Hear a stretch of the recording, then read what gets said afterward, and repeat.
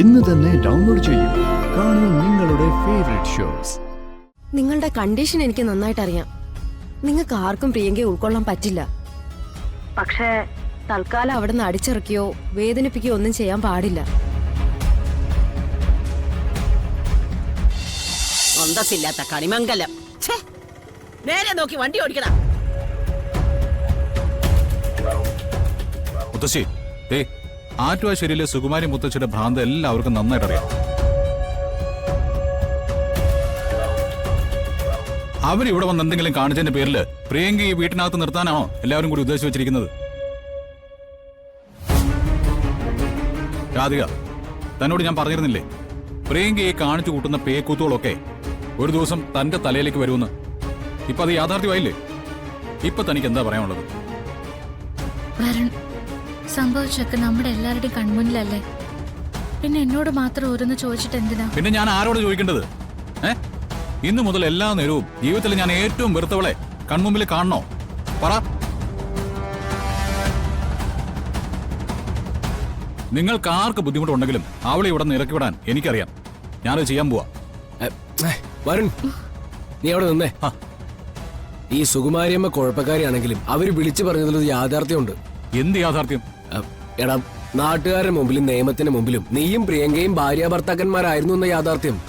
അതുകൊണ്ട് അങ്ങനെ ഒരു കാര്യത്തെ പേടിച്ച് ഞാൻ എന്റെ ജീവിതം ഇല്ലാതാക്കണോ? വീണ്ടും രാധയെ ഞാൻ ജീവിതകാലം മുഴുവൻ കരയാനായിട്ട് വിട്ടുകൊടുക്കണോ? പറ്റില്ല ഏട്ടാ, പറ്റില്ല. മോനെ, നീ ഇപ്പൊ പറയുന്നത് കേക്ക്. ഒരുപക്ഷെ മാനസിക നില തെറ്റിയ പ്രിയങ്ക ഇതൊന്നും വിളിച്ചു പറയില്ലായിരിക്കാം. പക്ഷേ സുകുമാരിയുടെ നാവിനെ പേടിക്കണം. സുകുമാരി പോലീസ് സ്റ്റേഷനിൽ പോയിക്കൂടുന്നുണ്ടോ, കോടതിയിൽ പോയിക്കൂടുന്നുണ്ടോ? അതിനും മടിക്കാത്ത വ്യക്തിയാ. വരുൺ, ഞാനൊരു കാര്യം പറയാം. ഇതൊരു നിയമപ്രശ്ന. നിയമം നന്നായി അറിയാവുന്ന ഒരാൾ തന്നെ വേണ്ടത് കൈകാര്യം ചെയ്യാൻ. നിങ്ങൾക്ക് രണ്ടുപേർക്കും ആരതി വർമ്മ വേണ്ടപ്പെട്ട ഒരാളല്ലേ? ഒന്ന് വിളിക്കേ. ഏട്ടൻ പറഞ്ഞ ശരിയാ വരുൺ, നമുക്ക് ചേച്ചി ഒന്ന് വിളിക്കാം. പറയുന്നതൊന്ന് കേൾക്ക്. എന്തായാലും നോക്ക്, എല്ലാരും കൂടി മറ്റെവിടെ എത്തിക്കാനുള്ള പുറപ്പാടാ. വിളിച്ചോ.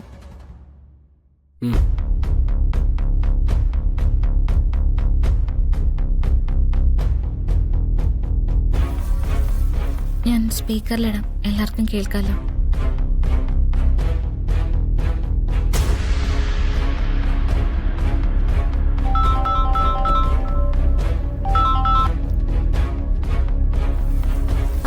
എന്താണ് ഇടയ്ക്കിടയ്ക്ക് ചേച്ചിയെ വിളിക്കാന്ന് പറഞ്ഞിട്ട് ഇപ്പോഴെങ്കിലും ഒന്ന് വിളിച്ചല്ലോ. ചേച്ചി, ഒരു പ്രശ്നമുണ്ട്. ഇവിടെ ഞാനും വരുണും ഏട്ടനും മുത്തശ്ശിയും എല്ലാരും ഉണ്ട്. എന്താ പ്രശ്നം?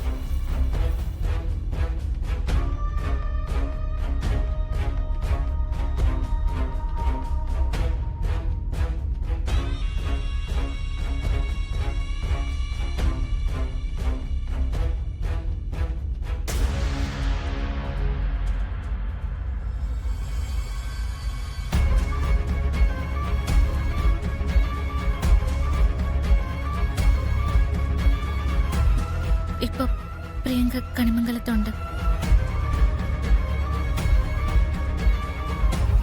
വരുൺ ഇപ്പൊ തന്നെ അവളെ ഇറക്കി വിടെന്ന് പറഞ്ഞ് നിൽക്കുക. വരുൺ എവിടെ? ഞാൻ കേൾക്കുന്നുണ്ട് മാഡം. മാഡം പറഞ്ഞോളൂ. വരുൺ, ഇതൊരു കുഴപ്പം പിടിച്ച കാര്യമാണ്. വളരെ സൂക്ഷിച്ച് വേണം കൈകാര്യം ചെയ്യാൻ. നിയമത്തിന്റെ കണ്ണിലൂടെ നോക്കുകയാണെങ്കിൽ ഒരു കാരണവശാലും പ്രിയങ്കയെ അവിടെ നിന്ന് ഇറക്കി വിടാൻ പറ്റില്ല. മാഡം, നിങ്ങൾ തമ്മിലുള്ള വിവാഹം ക്ഷേത്ര കമ്മിറ്റി വഴി രജിസ്റ്റർ ചെയ്തിട്ടുള്ളതാണ്. ഹിന്ദു നിയമപ്രകാരം അത് കോടതിയുടെ മുന്നിലുള്ള കൃത്യമായൊരു തെളിവുമാണ്. ഏതെങ്കിലും രീതിയിൽ ഡിവോഴ്സ് നടന്നാലും മാത്രമേ നിങ്ങൾ സെപ്പറേറ്റ് ആവൂ. തൽക്കാലം ഒരു ഭാര്യയുടെ എല്ലാ അവകാശങ്ങളും പ്രിയങ്കയ്ക്ക് നിലനിൽക്കുന്നുണ്ട്.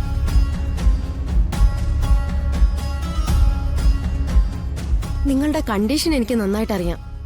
നിങ്ങൾക്ക് ആർക്കും പ്രിയങ്കയെ ഉൾക്കൊള്ളാൻ പറ്റില്ല. പക്ഷേ തൽക്കാലം അവിടെ നിന്ന് അടിച്ചിറക്കിയോ വേദനിപ്പിക്കുകയോ ഒന്നും ചെയ്യാൻ പാടില്ല.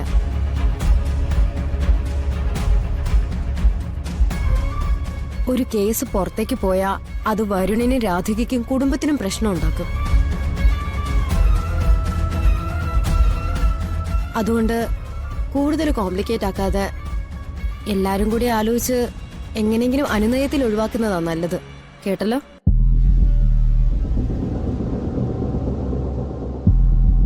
ശരി മാഡം. പിന്നെ രാധികെ, നിനക്ക് മുൻപിൽ വരുന്ന പ്രശ്നങ്ങൾ ഒരിക്കലും ചെറുതല്ല. പിന്നെ എങ്ങനെയൊക്കെയോ നീ അത് തരണം ചെയ്തു പോകുന്നു. ഈ കാര്യത്തിലും അത് തന്നെ വിശ്വസിക്കാം. എന്തെങ്കിലും ഒരു മാർഗം നിങ്ങളുടെ മുന്നിൽ തെളിഞ്ഞു വരും. എന്നാ ശരി, ഞാൻ ഇടയ്ക്ക് വിളിക്കാം. ഓക്കെ? ശരി. ശരി.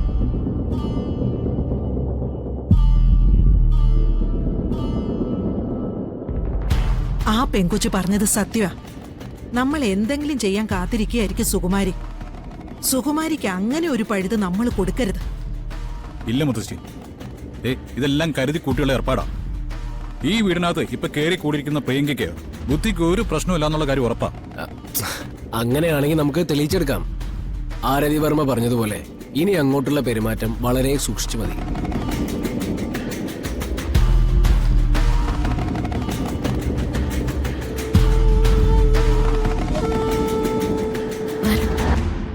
നിയമം എന്ത് പറഞ്ഞാലും ശരി, ഞാൻ എന്റെ വരനെ വിട്ടു പോയില്ല.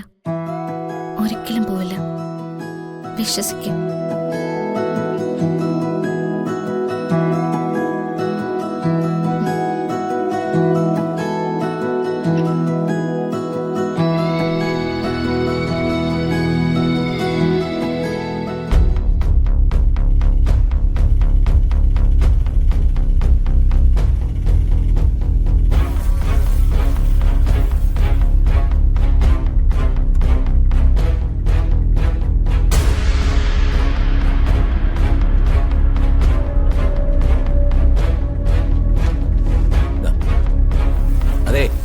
അമ്മയോടെ നിന്നേ.